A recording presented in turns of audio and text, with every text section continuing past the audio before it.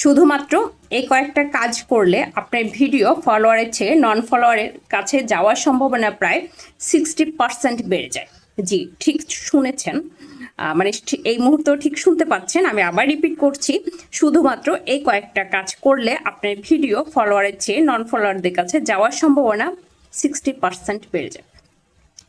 আপনার ভিডিও নন ফলোয়ারের কাছে গেলে কী লাভ?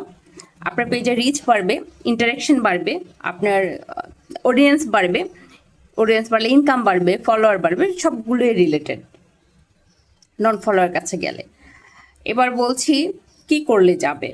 একদম প্রথম ধাপ যেটা, সেটা হচ্ছে আপনি আপনার ভিডিওর, আপনার পেজের অথবা ইউটিউব চ্যানেলের অথবা বিজনেস পেজের যে অথবা প্রোফাইলে যেখানেই যেভাবে কাজ করেন, মানে ই কমার্সকে কাজে লাগিয়ে ই কমার্স বিজনেস করেন অথবা যেটাই করেন, ই কমার্সকে কাজে লাগিয়ে না, সরি, মানে ই কমার্স বিজনেস করেন, যাই করেন, কন্টেন্ট ক্রিয়েট করেন, মানে আপনি সোশ্যাল মিডিয়াকে কাজে লাগিয়ে যাই করেন, আপনাকে কনসিস্টেন্সি ঠিক রাখতে হবে। কনসিস্টেন্সি কি?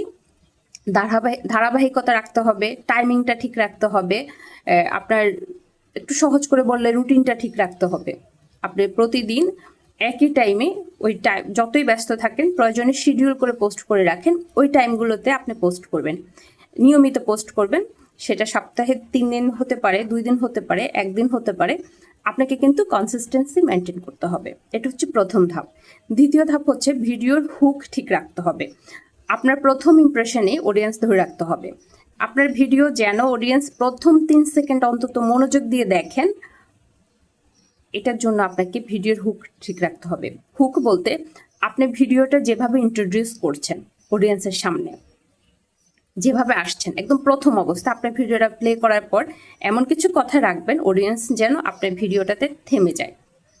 তারপর হচ্ছে আপনার ভিডিওটা যদি এঙ্গেজমেন্ট ঠিক থাকে, মানে হুক ঠিক থাকে, তাহলে এঙ্গেজমেন্ট ঠিক থাকবে। এঙ্গেজমেন্ট ঠিক থাকলে ওয়াচ টাইম ঠিক থাকবে। ওয়াচ টাইম যদি ঠিক থাকে, তাহলে আপনার ভিডিওটা অডিয়েন্সের কাছে বেশি যাবে, তত বেশি যাবে। এবং চেষ্টা করবেন সবসময় নতুন নতুন কন্টেন্ট আপলোড করার জন্য। একই কন্টেন্ট বহুবার আপলোড করবেন না, অন্য কন্টেন্টগুলো আপলোড করবেন না। এই বিষয়গুলো থেকে খুব স্ট্রেটলি সরে আসবেন। কারণ পেজ চালানো যতটা সহজ, ঠিক ততটা কঠিন। কারণ ফেসবুক কিন্তু হুটহাট ইস্যু, রেস্ট্রিকশন এগুলো দিয়ে দিতে পারে অন্যের ভিডিও ইউজ করার কারণে অথবা বারবার রিপোস্ট করার কারণে। এগুলো করবেন না। এগুলো না করলে একদম সবসময় যদি কন্টেন্টের নতুনত্ব থাকে, তাহলে আপনার ভিডিও নন ফলোয়ারদের কাছে যাওয়ার সম্ভাবনা বহুগুণ বেড়ে যাবে। তারপর হচ্ছে আপনার ভিডিওতে লিমিটেশন আসছে। অনেক সময় দেখবেন যে কোনো ভিডিও অথবা পোস্ট অথবা লিখিত কন্টেন্টগুলো আপলোড করার পর limitation, your post is limited, এই ধরনের অপশনগুলো যদি থাকে, তো ক্যাপশন চেঞ্জ করার চেষ্টা করবেন। অথবা ওই পোস্ট যদি ছবি হয়, ছবিটা চেঞ্জ করে দেওয়ার চেষ্টা করবেন। মাঝে মাঝে কিন্তু ছবি চেঞ্জ করার অপশন থাকে না, সেক্ষেত্রে ডিলিটও করে দিবেন, ইস্যু রাখার দরকার নেই।